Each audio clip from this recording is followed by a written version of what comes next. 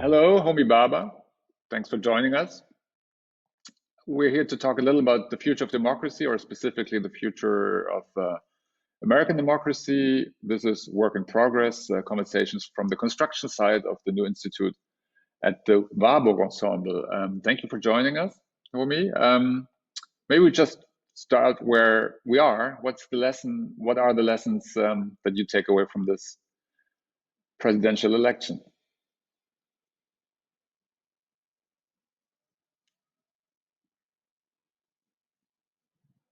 It's a picture of complex mosaics, I would say. Um, and like a mosaic, um, the excitement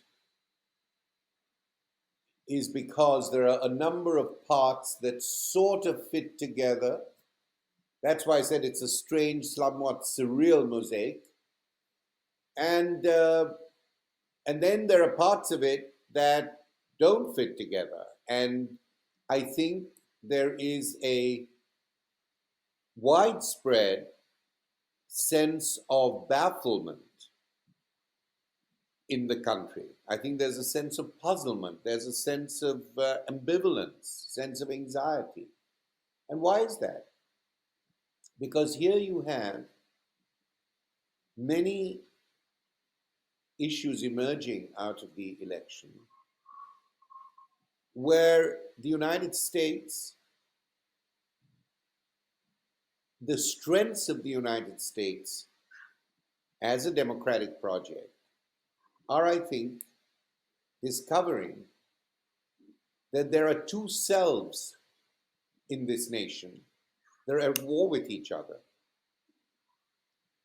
And I want to say, before I describe the problem as I see it, that the war between the selves is more complex than the now anointed discourse of polarization. And I'd like you to question me about that after I give you my view, to see whether it stands up or not. So polarization assumes that there are two parties, two sets of an argument opposed to each other, and that you can see the dividing line. A polarization is a binaristic way of thinking. I don't think this country is in a binaristic situation, and I don't think democracy here is polarized in that way. I think that the country is puzzled, standing at the crossroads. And when people are in that state of anxiety, which is not about polarization, but about warring selves, or what in a different context W.E. Du Bois called a double consciousness, then anxiety, ambivalence, suspicion, fear, self-assertion all become more graphic. Uncertainty has to be covered up with aggressivity, fear, abuse, and I think that's the affective political condition of the country. Now, what are the selves that are at war with each other? This is a country whose great democratic experiment has been based on two things. One, on slavery and genocide and annihilation of people, of black people, of Native Americans, and at the same time, a fear of minorities and dissidents. And it's not only ethnic minority, but it's a democracy which is built on the slavery, in my view, racism, black racism. It's built on the memory of genocide, which it tries to cover up all the time, and it is based on a great fear of dissenting marginalities or marginal populations or minorities. I say that in particular because otherwise, this is a country, as everybody says, of migration. This is a country of the salad bowl where all the leaves don't mix. The vinaigrette is put on top of it, but the beauty of a salad is that everything has its own mix. So they said this is not a melting pot, as some parts of Europe are, or crucible. This is a salad bowl. So if this is a country where the strength has been in histories of migration, and the democratic promise has been the promise of migration, today we have a situation where the country no longer sees migration as a strength, no longer sees the mosaic of minorities as a strength. There is an attempt to demonize the very elements of the democratic experiment or promise of the United States. The very form of the people, a people coming together from various places, give us your unwashed, we will actually then we will absolve that. We will make them part of the fabric of production, of labor. We will integrate them. So it is a country that is at a crossroads in this respect. And it is also a country where institutionally, at the level of political governance, there is clearly a major problem in the structure of democracy as articulated in the principle of electoral colleges and democracy as articulated in a popular vote. I forget the actual statistics, but I saw them this morning, or the figures. We can add them. That which says that I think for the last 3 elections, the Democrats have had the popular vote, or 3 elections over a period they had to have the popular vote. They got the popular vote with Hillary Clinton. I don't know about Al Gore, but I think Al Gore may have had the popular vote. I don't know. Yes. And certainly, so they get popular vote, but they don't get the electoral colleges. Now there are many reasons for this that I don't want to go into.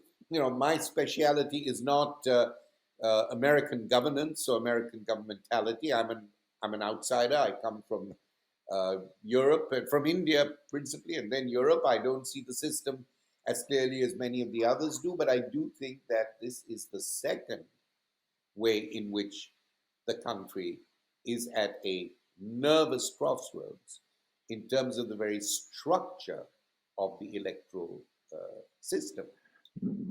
So the first is the country of migrants, the strength of the mosaic of migrants, and now the problem, that is the country fights itself over that. It's one divide itself. This is the second divide itself. And the third divide itself is a part of this fissionary process, which is that the more the United States begins to take a provincial, parochial sense of its own egoism, its own moral narcissism, its own inward-looking populist ethno-nationalism, then it is again at war with itself because it does not have an international authority, as you well know in Europe. So when it does not have that authority and it wants to take its own path, it ends up not with Angela Merkel, but the Trump administration ends up with Putin. It does not try and it does not try and mediate in the Middle East. It's in bed with Netanyahu. So if you see the strange convergence of American foreign policy affiliations, then you also begin to see that in trying to establish a kind of uh, um, uh, uh, you know, a role for itself as a frontier nation, we will now ride out into the sunset alone. You make very strange alliances and you lose the kind of authority that you seek. So, in these three respects, I think the election really makes us, sets up a number of complex issues. You know, the first one, around the whole mosaic of migration, as I've called it, is about the notion of the American people. Who are the American people? You disavow certain, you cleave to others. So first question, who are the American people? The second is, what is American democratic institutional procedure? And the third is, where is America in the world? No, that's an impressive, epic answer. I have a certain feedback now on my headphones. Do you have it as well? Can you? I don't have feedback, but I hear you in a somewhat sporadic fashion. Okay. I miss a word here and there, but I can hear you. No, thank you for this epic answer, and I think that's exactly why it's so good to talk to somebody like you after the election, because the way that you describe the warring selves of American identity, or sort of history fighting, different views of history fighting itself, I think that is the very interesting point about this election, that it opens up all these historic layers of American self-understanding as you explored them, and the way that you say polarization doesn't really fit into the picture. I would agree. It's exactly that. It's very much ignoring all the deep wounds and the layers of American self, the struggle to find out who is the American people, and that is maybe something also that Ta-Nehisi Coates tried to write about when he called Trump the first American president. So to make clear that this is a project that is about exclusion, that is about identity, that is about belonging and not belonging. Is how would you see, if you talked in a very abstract terms about the mosaic of this election, who is the American people? How would you describe the role that race, ethnicity, gender, all these factors of American identity? What was the role of these identity issues in this election? Not in this reductive sense. This is about identity politics, but it's really about belonging and being part of the American project.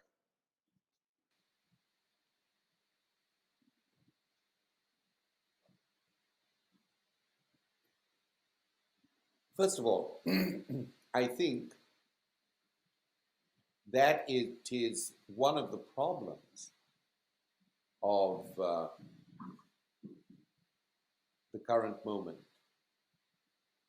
that we list LGBTQ, ethnicity, racism, and soi-disant identity politics, and we sort of see them as a list. We see them as if they are all about the same thing. But in a way, I think it's important in understanding the complex structure of these groups that we shift in our perspective. And tell me whether you agree with me or not, George. I think that we are too used to seeing these groups as united around identities. I'm a non-identitarian. That doesn't mean that I don't think identity exists and identification exists. Of course it does. Self-identification, knowing yourself, knowing the other, of course that exists. But I think that when I'm an anti-identitarian is that I don't put the identity question as the central generating question, as the essential question in talking about minorities. Instead of identities, I am much more interested in interests.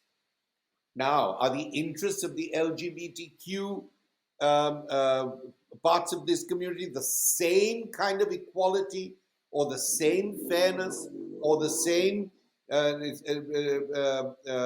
attempt at looking at the question of race as of a southern black person from Georgia who is part of a much more heteronormative culture? Now, in both cases, race plays, injustice plays, discrimination plays, and inequality plays. But let us get away from the identitarian approach, which is so much part of our political parlance. Let us get away from that. Because if we do, and we see what black and was racist, black, anti-black discrimination or violence is in the context of the LGBTQ community, and then we see how it plays out with young black men or young black men who have the shadow of the prison, of going to prison, the highest rates of incarceration, how race plays out through the criminal justice system there, or how race plays out amongst the heteronormative population on the question of the pandemic. Then we begin to see, again, to use my metaphor of mosaic, that the little bits fit together because they're different. They don't converge because they're the same. And once we do that, once we move from the identitarian issue to the issue of interests, then we can see many more networks of affiliation. Then we can see many more fronts of resistance and opposition. Then out of these different interests, we can reshape our own notion of rights and responsibilities of the states as citizens or as residents. No, I think that's super. That's super relevant. I think to combine identity with interests, and I think it is something that played a role in the surprise that some of the commentators or pundits had to explain, Latino vote or a black vote, Trump gained in those among those minorities. It was a reductive view of identity in your sense. No, my dear, I'm saying that we need to displace the language from identity to interests, and from interests to solidarities and affiliation, based on a displacement of identity. When you displace that identity, then you begin to understand why there may have been a variation, a division in the vote on race, or why certain Latinos who see some of their interests as migrants, as belonging to a kind of culture of opportunity, which Trump seems to open up for people, and they're here struggling to live, and then there is a culture of opportunity. And when Trump announces that he's against taxes, they think that they will benefit from that taxes. Or when he says you don't have to have health insurance, they think, oh my God, I don't have to pay for health insurance, so I don't have to, every time I get a job, depend on it. Many of these things are not in their interests, but they are made to feel that they may be. And therefore, within the same ethnic community, not only depending on economic differences, which are very important, but also these differences of who am I? What am I in this society? I think you begin to have a different kind of way of talking about inequality, institutional racism, dissent, migration, and other such very important topics. George, can I just add something that relates to our first question? Because you can edit this around, I assume. Our first question about the country divided against itself. Yeah. And I think that there is a quite an interesting current dynamic playing out. That in the name of democracy, Trump and his affiliates, including seasoned Republicans, are delegitimizing the democratic process of the elections. So there is, by claiming that the democracy has been defiled and delegitimated because Trump didn't win, they are delegitimizing the whole project of the democratic process. So, in the name of democracy, no democracy. In the name of delegitimizing the democracy, the use of the legal apparatus, even if it is opportunistic and at the end of the day, a very weak use of the law. You see, it's almost as if there is this cycle, there is this spiral. I'm interested in the relationship between the old and the new in this moment, or in this election, and what we can learn about the future of democracy from what you just said.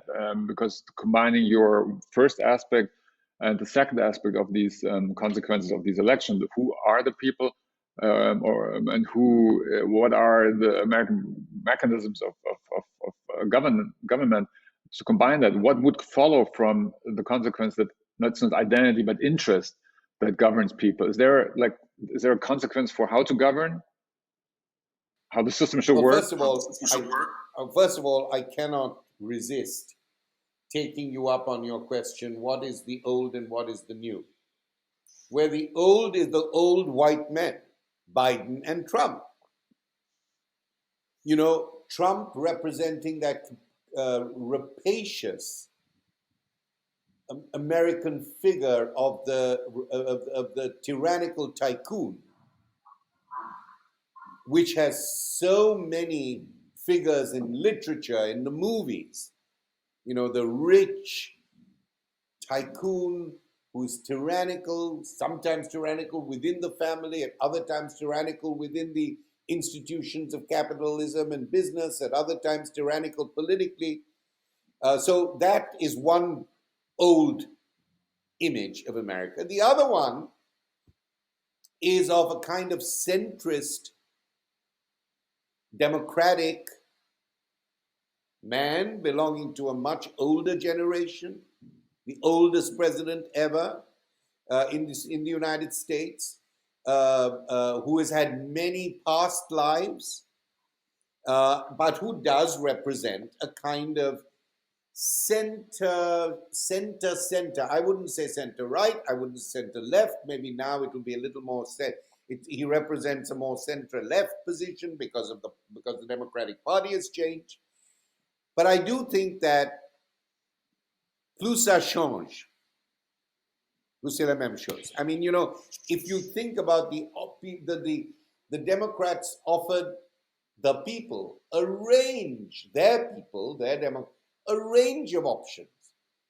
Brilliant white woman, Elizabeth Warren, a young, aspiring local politician, but somebody with great vision who actually came right up to the end. And again, Kamala Harris, to name one. But for whatever reason, at this time, the prevalent preference was for a well-known, well-seasoned, bipartisan politician. So therefore, you have that on the one hand. That's part of the old. Somebody anointed by Obama, no doubt. But what the new situation is, again on the theme of America divided against itself, people will vote, Republicans will vote for Biden for president, and they will vote for their local Republican senators at the local level. Is this not an image of the country at a crossroads? So to answer your, so the crossroad, I guess, is, as you say, the old America, which is the white America built on, as you say, genocide, slavery, and racism, having a last gasp, and the new already present, already in the room, already on the ticket, already in the White House with Kamala Harris. So it's um, in one duo. There are these two warring sides in some way allied. But I would not identify Biden. I would not identify Biden with the old America of genocide and so on. I mean, No, I this is would. liberal, but it's also the liberal misunderstanding, I guess, of where they are in some way. That's, I mean, that's Yes, but on the other hand, Biden, in America, the autobiography is always political. And the Biden narrative, very much a local person, somebody very Irish in a way. Of course, the presence of the Irish migrant, the Irish migrant is not equivalent to the Latino migrant or the Mexican migrant. But I think that there is a mixed story. I think the pugnacious, tyrannical tycoon who thinks that the American dream, at the cost of insult, at the cost of the erasure of other people, belongs to him. That masculinist white dream, that I would say is the Trumpian figure here. I think the Biden figure, of course, is liberalism. As you know, Biden's own history has been very checkered on a number of issues. But I think that is the kind of liberalism, with all its problems, of a post civil rights movement. So let's be subtle here, but also let's be very precise, because otherwise, with a country like America, it is so easy to just speak in terms of large contrasts. And when you live as you do in this country, and as I say, I'm no means an observer of this country. Well, I'm living here, I seem to observe Europe and the rest of the world much more in my own work. I do feel that we have to make these distinctions. So the Biden Kamala Harris alliance, which is extraordinarily interesting, and it is she is the first person, she's the first woman as well as the first person of color to be a vice president elect. But let's look closer. I looked a moment ago at Biden and said it's a somewhat complex picture. Of course, it's liberal. Of course, it's center liberal. And I'm just repeating myself. But there is a kind of post-civil rights presence there. Obama would not have chosen him if he in any way represented that old America of, push westwards, push out the Spanish people, push out the Mexicans. That's not Biden. Biden also has his own story of migration and so on. But with Kamala Harris, it's actually very interesting. And this, I do think, is a great strength in the idea of Kamala Harris. Or Kamala Harris is an ideal type. What we might see in reality might be very different. And I'm making this distinction between Kamala Harris as a kind of an ideal type of the emergent America, as you put it, versus the Kamala Harris that I saw in the nomination process, where I initially was convinced that as a lawyer, although her track record had been somewhat controversial around criminal justice issues in California, but as a lawyer, as a highly articulate, charismatic presence, as a person of color, initially I thought Kamala Harris is going to get my vote. But the more I saw Kamala Harris in action, what disappointed me was a certain lack of nerve or courage. While she was on the platform, while she was in this moment of national scrutiny, to articulate values and problems other than in the most general way. I often said to my friends, Kamala Harris's tagline for any controversial issue that she's asked about is, "Oh yes, I would love to have a national conversation." Madam, you're not there. I'm sure you would love to have the national conversation. But we want to know what your stakes in that conversation would be which is the basis on which you're standing as vice president.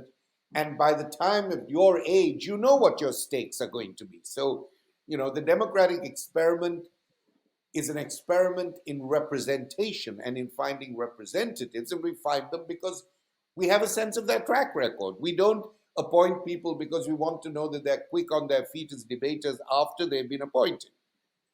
So that's why I made that distinction. But to go back to the ideal of Kamala Harris, I mean, this is something very interesting.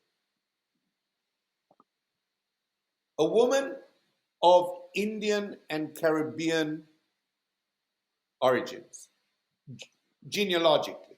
Yeah, parents, father from the Caribbean, mother from India. They are both, in their own ways, both academic and activist.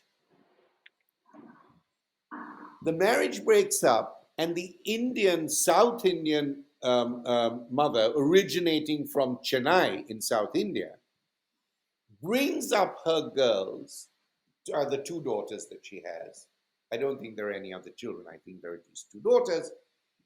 Brings them up in the kind of nest of ideas which affiliate with African American struggles, Civil War struggles, anti-war Vietnam struggles. So it's very interesting that her identification with African Americans or blacks and the identification of blacks with her is not simply some kind of given ethnic identification. It is a constructed identification based on political values, social values, and hopes for a more equitable world of both justice, but also deeper empathic identification.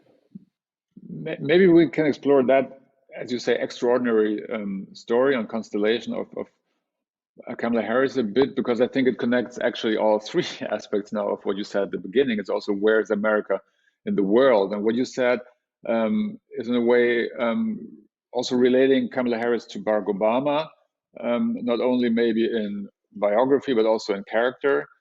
The question is at this moment, what is the post-colonial moment? Something that or what is the post-colonial truth in that moment? Something that you explored in your writing throughout your career. The post-colonial biography of Kamala Harris, as you pointed out, Jamaican father, radical economist, Indian mother, who raised her alone. Similar for Barack Obama, with a Kenyan father who's a radical economist. And he turned out, as did Kamala Harris, much more moderate, actually, than the parents. One could argue politically. This is an idea that Thomas Meany and Samuel Moyn explored in a text that's interesting, I think, in reference to what will happen with Kamala Harris. And as you say, I'm sorry, I was not able to open that link because it was under a paywall. Yeah. What did I mean? I know Sam very well. So what did they say? No, if you want me to talk about it, it is basically that they pointed out that there is a post-colonial story here happening, and it's largely, as you say, in a way overlooked. As was it overlooked with Obama, because Obama was seen as a black president, and he wasn't seen as a post-colonial president. It wasn't something that is very new in the mix.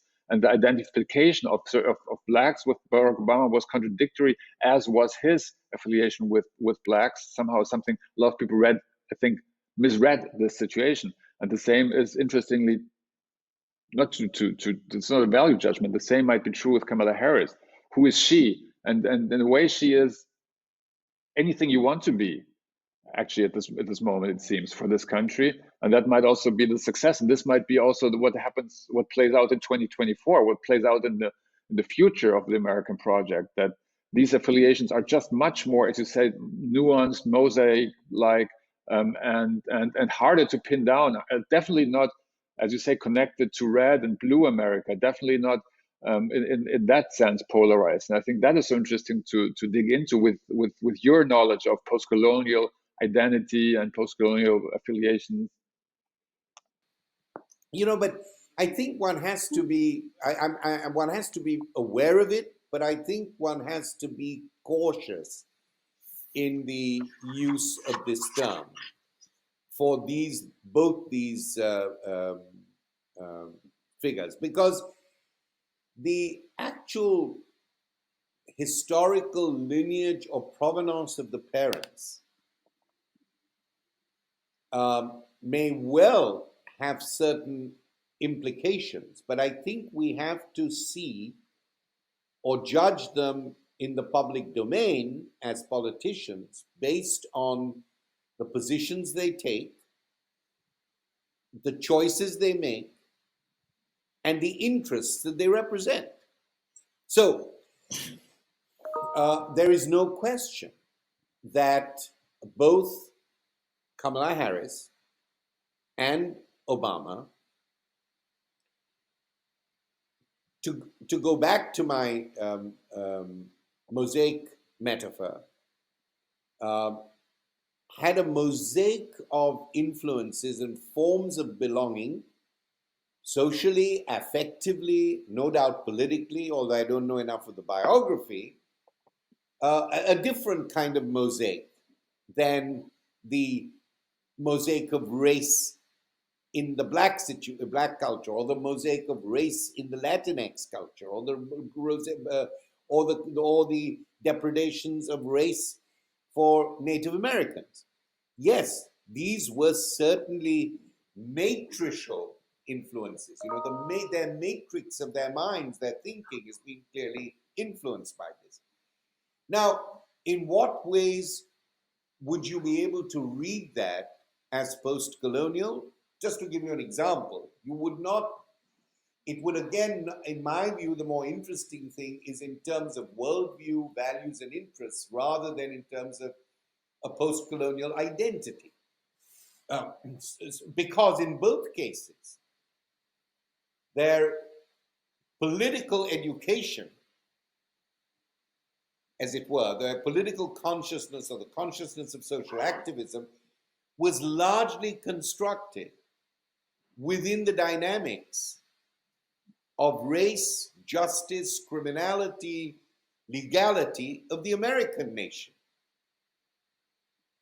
So, in that respect, the political education is I think, where the question of their identification with political interests here has been largely around minority issues, black issues, racial justice issues, criminal justice issues, and so on. The sentimental education, if I might use that Flaubertian term, the sentimental education is different. Kamala Harris, as a child, knew her grandfather in Chennai, in South India. I don't have access to that whole world of hers, but there is, I hope, because of that, a greater interest in looking at questions of migration, looking at questions of race as it attaches in subtle and complex ways to migrant communities, which is different from the sledgehammer of race as it attaches or as it affects blacks. So one would hope that there was that whole longer history, or a larger inclusive history that looks at the black experience and looks at other kinds of racism. I mean, I was frankly very disappointed in Obama, that he gave such a warm reception to Narendra Modi, who was deploying Hindu ethnic traditions and Hindu ethnic beliefs in order to attack various minorities, the Muslims in India most predominantly. I was surprised that somebody who'd had a kind of, let's call it a post-colonial sentimental education, should have not seen a responsibility to stand up for the great diversity of the Indian democratic experience and to so much support a leader who is in fact driven that democracy to its most fragile lineaments, and that democracy, in many respects, is in the process of collapsing. Maybe we can take a sort of D-route there and come back to the American experiment in a bit, because I think it's interesting, given your background and biography, to maybe look at some other examples of multi-ethnic democracies as they exist in these days today. Maybe, namely, as you say, your home country India and the UK. And we can also dig into South Africa. Maybe from your perspective, these are like, because we're interested, as I said, sort of overall in the future or the model of the multi-ethnic democracy, and these are all very different models, I guess. That is true. But George, let me just finish my thought here. You can then edit it Yes. out, but just for my own purpose, I need to think it through. So that's where I think a post-colonial view was a deficit in Obama's thinking, although his interest in Africa and in the empowering of Africa is very positive. Now, we don't know what the narrative will be with Kamala Harris. I hope it will be one where she looks at other post-colonial societies, where she sees the American experiment with migrant democracy or democracy as part of the project of migration and anti-racism. We hope that she will see that in a more with a certain post-colonial perspective in mind, and with a post-colonial provenance, with the historical memory of that. So we hope that. We don't know as yet, but we'll have another conversation and we will do that. But I do want to say something here, that the reason why so much of my own work takes its inspiration from African American writers and thinkers, Toni Morrison, Ta-Nehisi Coates, James Baldwin, of course, the great W.E.B. Du Bois, is because Du Bois is a figure, Baldwin is a figure, were very profoundly interested in the relations between the United States and its racial issues and a larger international perspective. As you know, Du Bois wrote a book in 1928, a novel called The Dark Princess, which is about a world confederation of anti-colonialist, anti-racists who belong to the world. And the two major figures is an African American and a radical Marxist Indian princess. Now, much of this book is like Bollywood. I've written about it, and it's not a great novel. But Du Bois was deeply interested in the place of American democracy in the context of other emerging post-colonial democracies, as was Baldwin and several others. So there is a whole radical cosmopolitanism in the African American tradition, which I think should be avowedly a tradition that Kamala Harris could follow. Totally agree. And Baldwin, of course, is a great example, obviously, a cosmopolitan approach to race. And radical cosmopolitan, not the kind of Eurocentric cosmopolitan. I want to make that clear. What I call, in my work, I call it vernacular cosmopolitanism, a cosmopolitanism that takes its idea from minorities, marginalized people, migrants, not those people like me who sit comfortably and have a much more easeful cosmopolitanism. But maybe so then to try again to connect it to other multi-ethnic societies, democracies, is that something? Danny Allen, that's a quote from also the last interview that we did here with Darren Ziblatt, said the great challenge of multi-ethnic democracy or the American democracy is how to create a society that's not governed or dominated by any one ethnicity. And the question is, how does that work? And then India is an example at the moment, to the contrary, not in history, but at the moment. Can you expand a little on that? So of how you see those democracies or societies in their difference, and also how maybe that relates to radical cosmopolitanism. What could be the core thinking that holds these countries, or that ideally holds a multi-ethnic democracy together?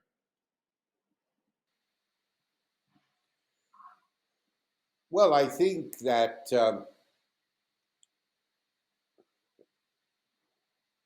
the core of thinking um,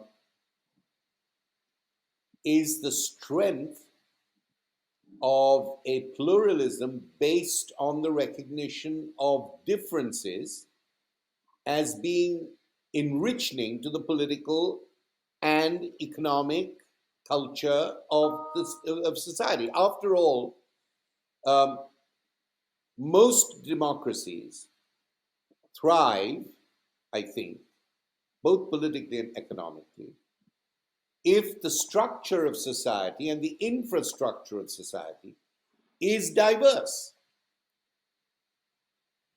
That's what they thrive on. The spanner in the works is often the question of race interpreted as discrimination rather than an enriching difference. And the same with religion, particularly in a country like India, where religious belief is weaponized politically. And it's not only true of India, it's as true of America too. Religious belief is weaponized in order to repress the strength of differences at the level of demography, at the level of geography, at the level of production, at the level of intellectual production, at the level of belief structures and value structures. I think that when those structures and discourses of difference are either hegemonized, or they are silenced, or they're appropriated, then these large, complex societies constructed out of multi-ethnic, multi-religious groups will suffer. And I think, therefore, the most important issue, and one that now we see increasingly fading from our view, is some notion of what a common good is. And you can have an excellent constitution, and you can establish the common good again and again in law cases, but that doesn't make the common good, doesn't make it live in the public sphere, doesn't make it live in the park, where peoples of different communities come together, and then there can be a racial slur, or there can be an insult, or there can be violence. You have to be able to make that negotiatory sense come to pass in the public spaces, in the spaces of public education. And here I want to pause on public education. I think education for complex, multi-ethnic societies that already have their inequalities, capitalistic inequalities, economic inequalities, inequalities in housing, I think education for the challenges of citizenship, shared citizenship, is very important. Not only education for getting on in life and for leadership. A lot of our education in many of the best schools and universities in the world are all shaped towards creating leaders. I think we need an education that is much more generous in its perspective about the waves of life, about the waves of employment and jobs, that there is a moment when you are a leader, there's a moment when you're a loser, and the way in which you can create a cultural network as well as a cultural framework and a political framework, and also a safety net. If you don't have um, any floor below which you are not willing to let any subject or citizen or resident, migrant, refugee not fall. If a society has no sense that there is a floor below which you will not let your neighbor, whoever she is, disappear in the trapdoor in the floor, then those societies cannot really define a ceiling either. But that's, of course, interestingly, I think the story that will be associated in some way with Kamala Harris, as she already told herself in her speech to announce the victory. It's a story of meritocracy, and I know that sort of meritocracy has been in a lot of ways much discussed in the U.S. In context to criticizing a certain idea of liberalism, and of inclusiveness or upward mobility, or just a view of society. And what you say is very much, I know what you write about since the beginning of your academic career, or your career as a writer, is very much challenging those notions. I would say. And we can't challenge the notion of meritocracy simply by looking at figures about who gets to university and who does and who comes out of the university and still doesn't get a job, which is true of a lot of people of color and black people. We can't simply do that. We have to build this sense of education, not only for leadership, but education for new demographic interests and demands in multicultural and multi-ethnic societies. We have to build that into the school, into the consciousness of what education is, which happens at grade schools. I think this is very important, and I think it's important at the bottom. That's why or at the ground level, which is why I'm talking about the beginning of the academic education, and it goes all the way to the more rarefied world of the public intellectual, which is that today we have to rethink both our political commitments and our ethical responsibilities for a changing notion of citizenship. Ethno-nationalism, as I see it, is the last gasp to return countries to a notion of majoritarian citizenship, and it comes at a big price. We call it populism. I use the Hannah Arendtian term, tribal nationalism. And the great price there, as Hannah Arendt pointed out in her book on totalitarianism, is that what we are made, the positions that are then put forward now in many of these ethno-nationalist populist states, is that the majority is the victimized minority.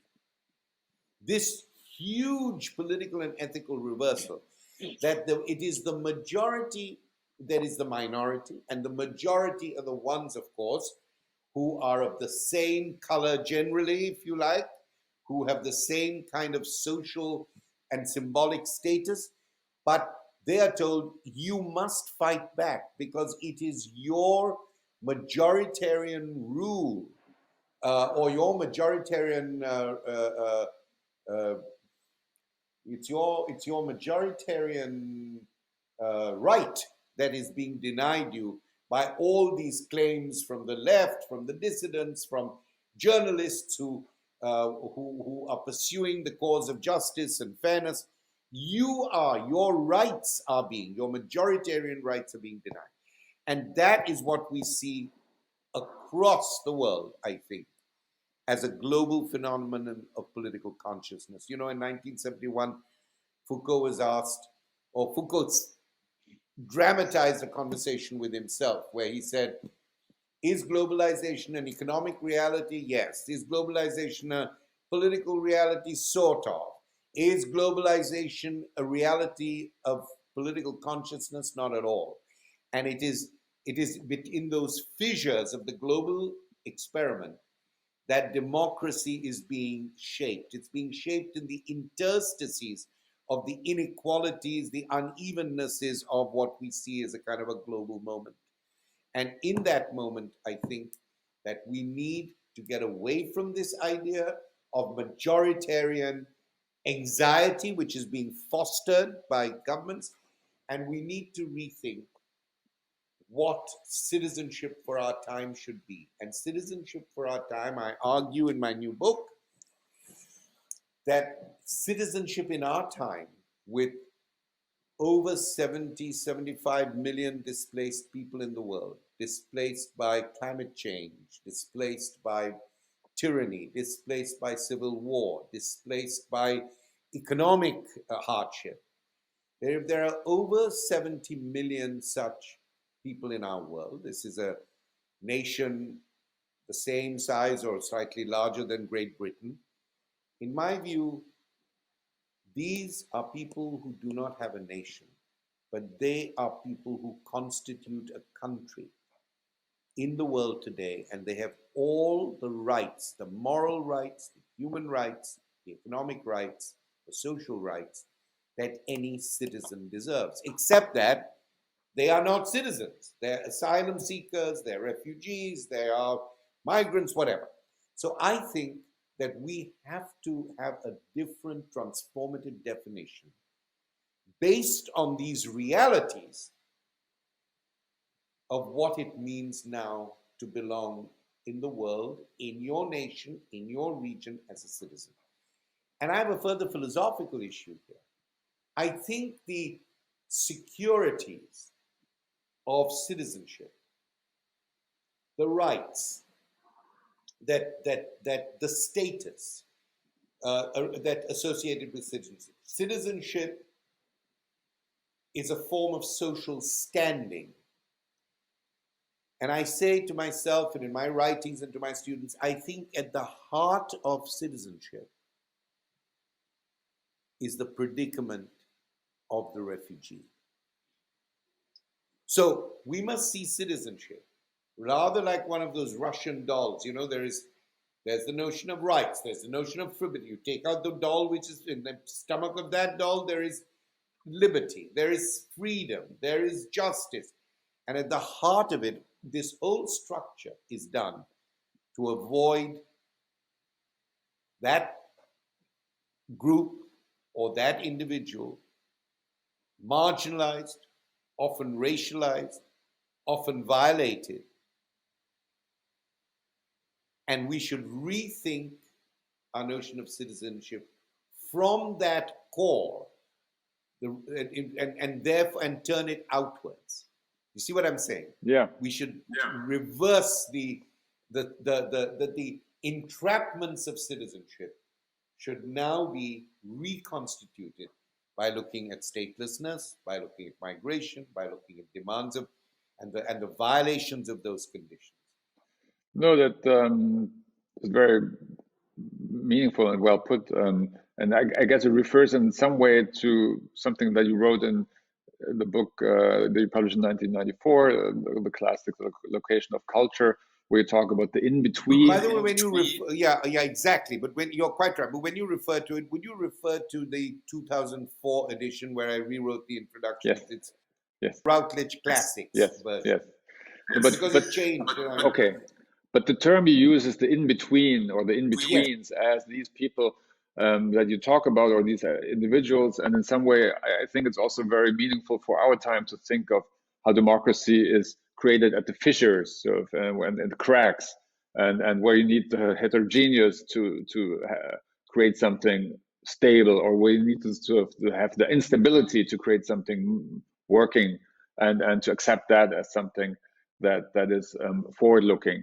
And maybe sort of to come to an end in some way, it also relates to a quote or a line by the poet Adrian Rich that you use in that location of culture, where you also say, as you just explained a little bit, sort of that every flag that flies today is a cry of pain, which is, now that you explained the suffering of the majority differently. So I read it when I read it as a cry of pain for the oppressed, but it's now also apparently a cry of pain for the oppressor in a strange way.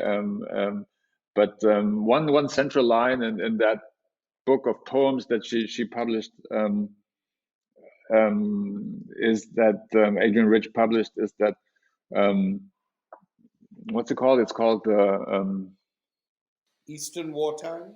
No, the book is called, has this, An Atlas of the Difficult World. Yeah, it has this beautiful title. Atlas of the Difficult World. There's a line where she says, "Where are we moored?